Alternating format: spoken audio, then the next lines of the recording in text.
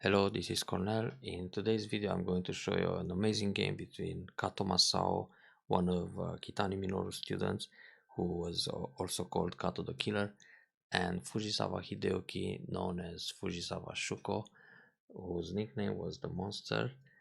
And this game is the fifth game of the second Kisei title match played in 1978. Now, both players were dominating the Go scene in Japan in the second part of the 20th century. Actually, Fujisawa Shuko even earlier.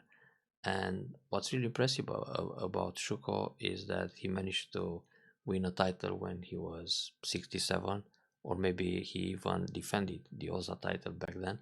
So that record is still uh, alive now.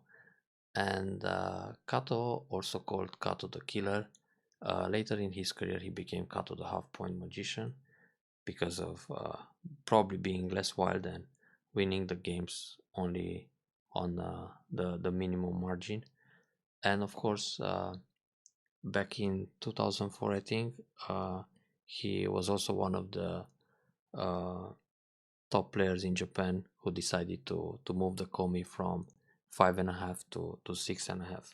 Now, Kato won 46 titles in his career, but he never won the Kisei. He was always the runner-up, like it happened in this particular match. Now, this game it's really famous because Black managed to kill the entire dragon on the right side, and he managed to turn around the title after winning this particular game. As Kato was leading 3-1, then Shuko won this game and two more to overturn the result in his favor. And Shuko was also very well known for his drinking habits and gambling and so on. But well, it happens, I guess. Anyway, for more information about the players, you can check the links in the description. So, without further ado, let's get into the game.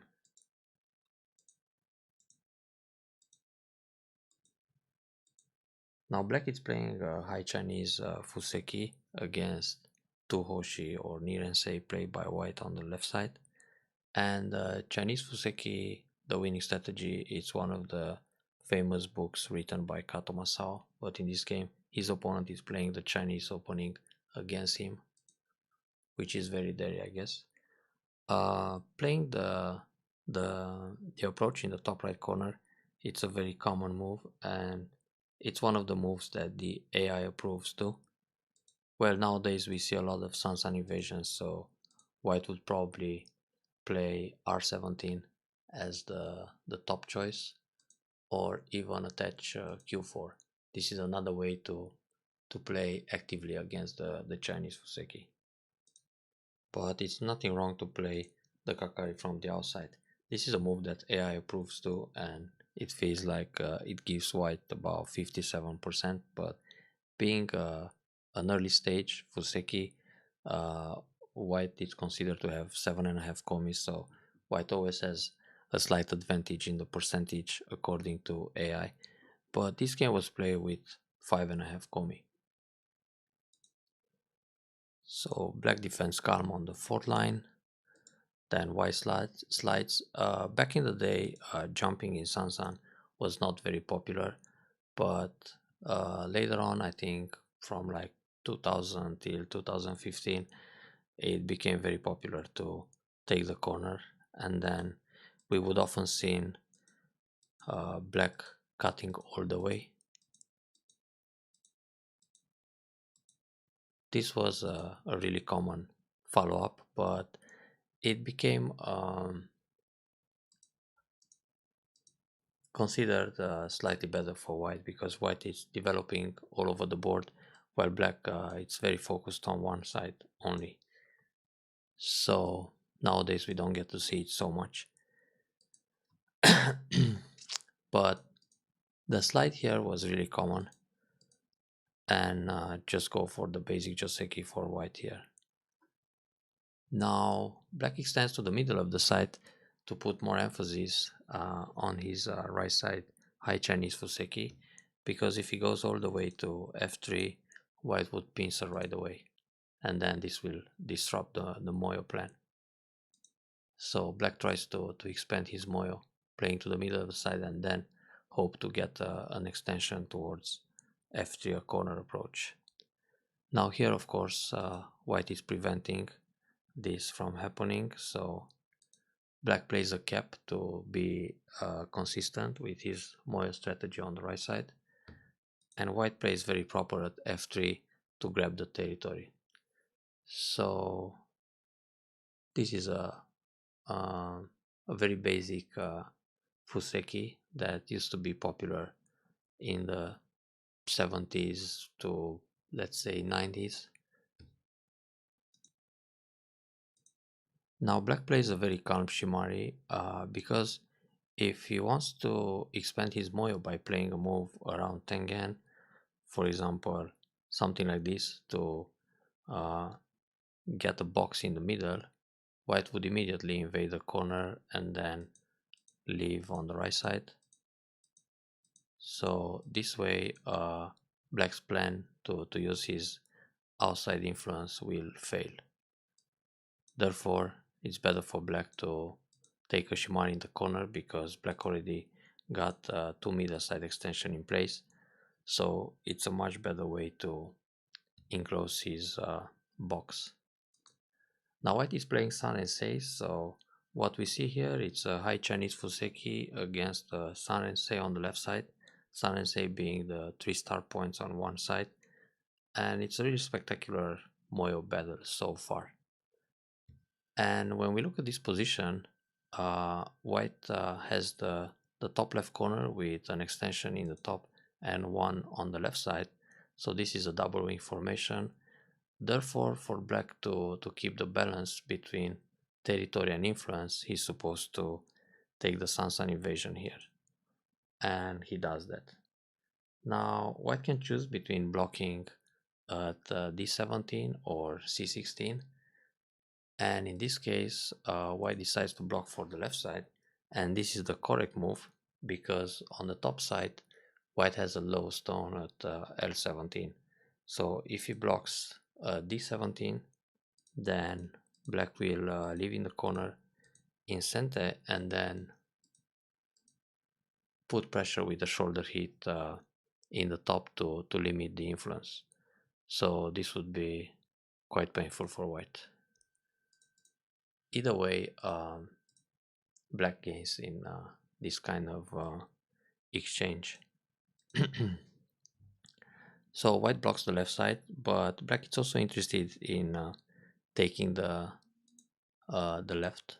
So when white plays a double hane in this case, which is quite normal actually, white's plan is to force black cut and capture one stone in the top, so white can go for the corner.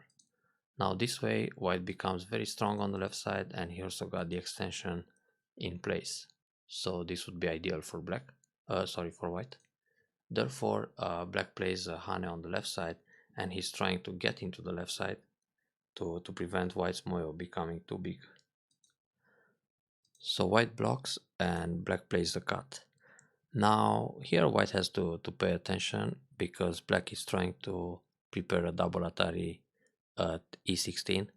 I see oftentimes in double digit Q player games that they completely overlook the double atari at e16, so white simply goes for an atari on the left side to grab one stone, then black plays a double atari and captures the top, and this is pretty much a disaster for white. So white has to pay attention and therefore just connect solid to prevent the double atari. Now the follow-up in the game, it's also a basic joseki involving the double hane. So in this case black got the ponuki on the left side and sacrificed the three stones in the corner like this. But if white really wants the left side, white can resist with atari d15.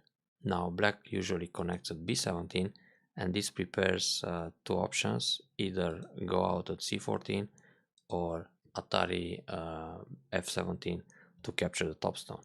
So if this happens, white will capture the ponuki on the left side, then give up the top. And according to AI, this position is pretty even. So white could still keep the wall facing the middle side extension on the left side and give up the points in the top. But white decided to go for the trade. And black is also happy with this result because he wanted originally to restrict this left side moyo, so he kind of achieved his plan. So mission accomplished. Now black reinforced the lower side with this kick and pull back. This is actually in order to balance the game between the territorial variation in the top left corner and the moyo on the right side, so it just makes sense. Well, black still has some weak spots on the bottom, so white is trying to uh, exploit that by playing this L3 in order to damage the moyo. Now if white simply plays a move in the middle, something like k10 to reduce the potential, black will just block at k8, and it's good enough to enclose the box on the right side. Because black having the Ponuki on the left side, it's very difficult for white to use his thickness in the center. So white decided to invade instead. Now black covers because he's still interested in the moy on the right side. And white simply Hane to connect under. If white plays a Nobi to get ahead, then black will Kosumi to separate white's groups, and the two stones are a little bit heavy and not so easy to handle inside black's moyo. So white connects and black blocks. Then white protects his bottom. Now in this position, black keeps center and he's looking to expand the moyo on the right side. So it just makes sense to play a combination of 4C moves, this shoulder hit and the attach. This is a standard combination to keep white low in the top and expand the moyo. If black simply plays a move like Tengen, then white will jump out to 015 to prevent the two 4C moves in the top, and this way it's still kind of comfortable for white. So it's good to remember this shoulder hit and then the other attachment to limit white's territory in the top and expand the center. So white is very confident and he encloses territory at maximum with this Nobi. White can also play the wedge, but black will Atari and leave the position like this, then jump again in the center to expand his right side moyo. And here black decided to Tengen because if he grabs this point, then the box looks really promising on the right side. So with this move, we can say black did a pretty good job in the opening, so his start is quite successful.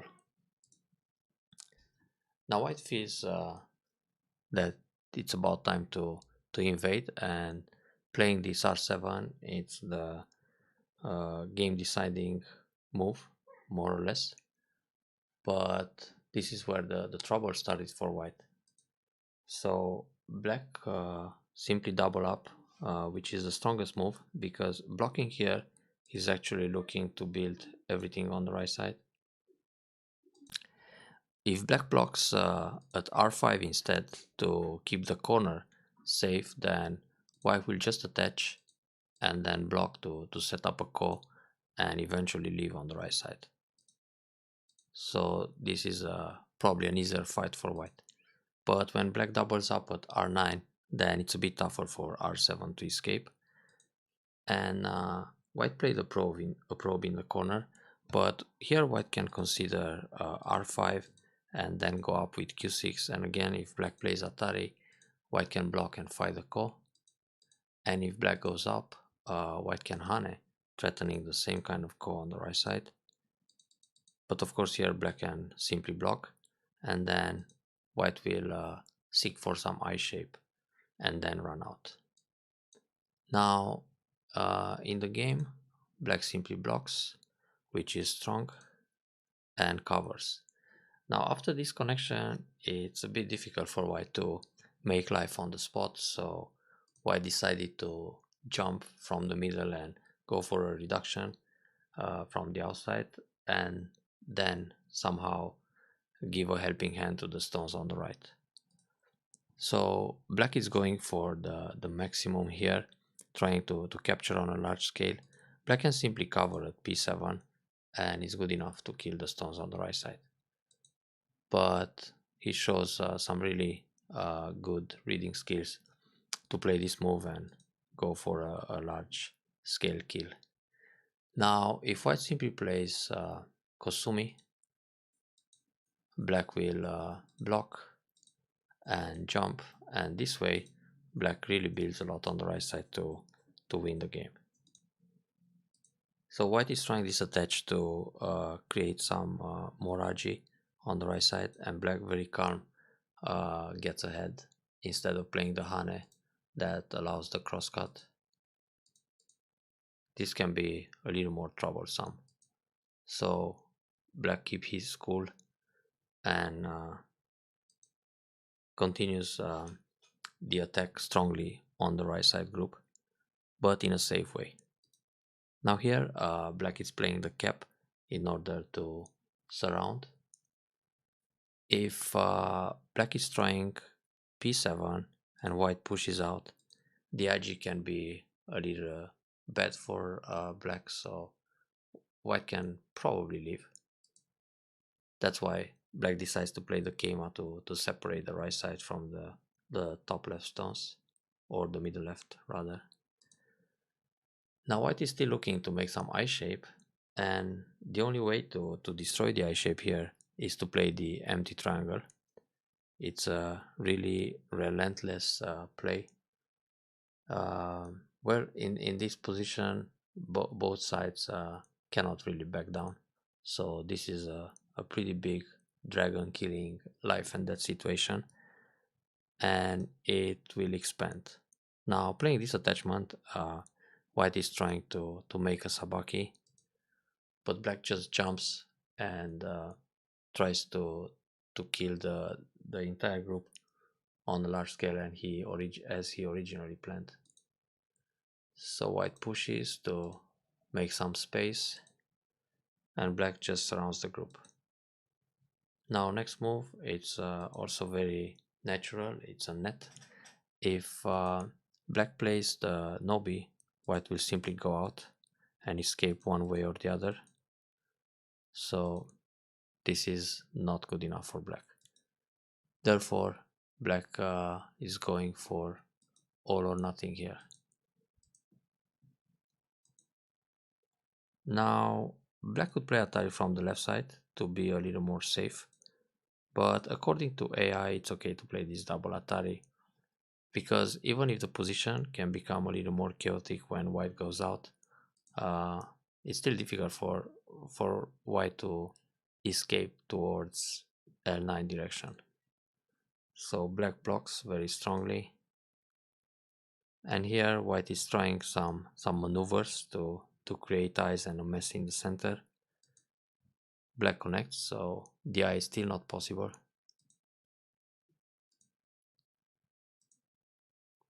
And white is trying to expand his eye space on the right side like this, but s6 is the vital point, so black takes it right away. Now if white plays the Kosumi without this exchange at s3, for example directly s8, black again will strike at s6 and then just descend, and like this white has only one eye on the right side. So this is the right move to remove the base. Of course white plays a block hoping for some eye shape around t4, and black goes down. This is a very good Tesuji. If black plays Atari on the first line and white blocks, black will connect. Well, black captures the ko first, but white can play a ko threat like Atari here, capture back the ko, and then t6 in order to set up a ko for life. So Atari, and start the ko here. But black actually prevents this kind of sequence by going down, and now there is only one eye on the right side. So black takes the ko first, white plays a ko threat, and then connects. And now there is only one eye on the right, so white should really fight hard for the second eye in the middle somewhere, but he couldn't find it. So black simply gets ahead. It's possible for black to play a move on the right side, but then it can become messy with the semi in the center. And I guess they read really deeply here, having like 9 hours each. And this is actually the most critical moment of the game. And when white play this attach, is considered the losing move of the game. And this is the point where Fujisawa spent 2 hours and 57 minutes to find the next move, which is a really brilliant Esuji, and it's this jump on the second line. So with this move, Fujisawa calculated all the possible variations for white to escape and the semi and so on, and he managed to win the game by playing this dragon killing move. Now white went down, and white also spent about 2 hours here to find this move and try uh, a desperate escape, but it was already too late. So black plays the Hane to keep the Tiger Mouth to keep connected and separate white's groups. And then with this move, black is just trying to get more liberties to win the race with the white's group in the top right. And of course, white is also trying to expand his liberties, but it's not enough. Already at this stage, white can only get like 2 liberties close. So all these moves are forced.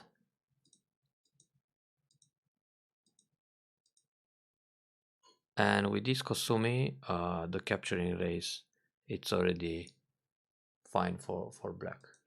Of course, white is still trying a final attack, setting up a semi with the group on the right side.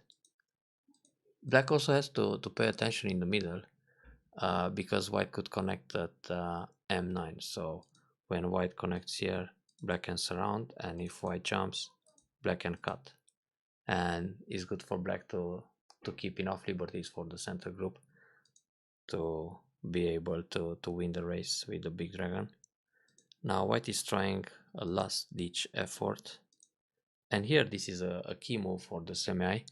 If black blocks by mistake at r18, then white will win the semi by 1 liberty, and that would be a pity.